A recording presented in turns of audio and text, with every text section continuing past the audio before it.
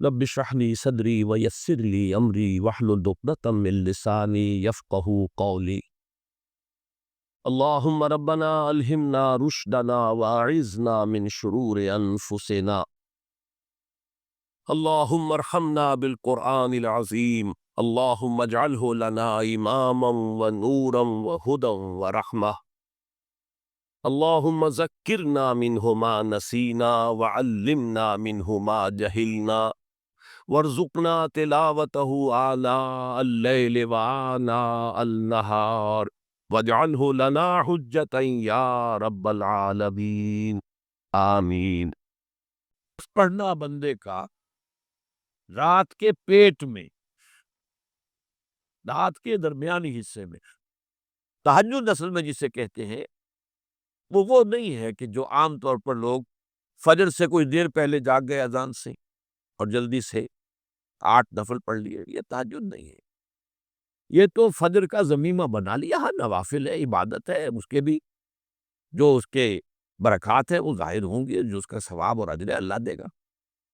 لیکن اصل میں جسے تہجد کہا جاتا ہے وہ رات کو سو کر پھر اٹھنا، نیند کو توڑ کر، اور پھر سو جانا اور پھر اٹھنا فجر کے لیے۔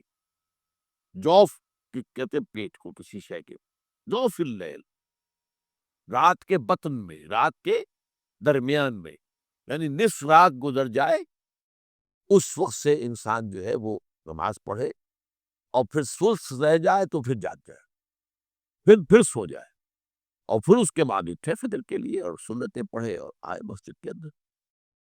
تو یہاں آپ نے فرمایا وَصَلَاةُ الرَّجُلِ فِي جَوْفِ اللَّيْلِ، اور اپنے اس قول کے لیے حضور نے آیتیں تلاوت فرمائی، وہی 2 آیتیں۔ یہاں یہ سورہ سجدہ کی آیت نمبر 16 اور 17 ہے۔ تتجافی جنوبہم عن المضاجع، اللہ تعالیٰ اپنے خاص محبوب بندوں کی یہ صفات بیان کر رہا ہے کہ ان کے پہلو اپنے بستروں سے علیحدہ رہتے، رات کے وقت جاگتے رہتے، بستر پر لیٹیں گے تو سو جائیں گے۔ تتجافی جنوبہم عن المضاجع یدعون ربہم خوفا وطمعا، وہ اس وقت اپنے رب کو پکارتے ہیں، دعائیں کرتے ہیں، خوف کے ساتھ بھی، اس کے مواخذے کا خوف، اس کے عذاب کا خوف، اس کے باز پرس کا خوف، اس کی ناراضی کا خوف، جہنم کا خوف، و طمعاً، اور طمع کس کی؟ اللہ راضی ہو جائے، اللہ کے اجر و ثواب کی بھی طمع ہو، لیکن سب سے بڑی طمع کیا ہے؟ اللہ مجھ سے راضی ہو جائے۔ اس لیے سب سے اونچا مقام یہی ہے، رضی اللہ عنہم ورضوا عنہ، اللہ ان سے راضی ہو گیا، ہوا اس اللہ سے راضی ہو گئے۔ یہ باہمی رضا ہے، بندہ اپنے رب سے راضی رہے، وہ ہے کہ تسلیم و رضا جو بھی دنیا میں آ رہا ہے اس پر شکوہ، اللہ کا شکوہ زبان پر نہ لائے۔ جو بھی آ رہا ہے یہ میرے رب کی طرف سے ہے، وہ میرا مولا ہے، آقا ہے، دوست ہے، میرا خیر خواہ ہے، اسے معلوم ہے کہ اس شر کے پیچھے کون سا خیر آ رہا ہے، مجھے کیا پتا، مجھے تو شر نظر آ رہا ہے، خیر تو نظر نہیں آ رہا۔ اس لیے فرمایا گیا کہ ہو سکتا ہے عسیٰ ان تکرہوا شیئا وہو خیر لکم، وعسیٰ ان تحبوا شیئا وہو شر لکم، واللہ یعلم وانتم لا تعلمون۔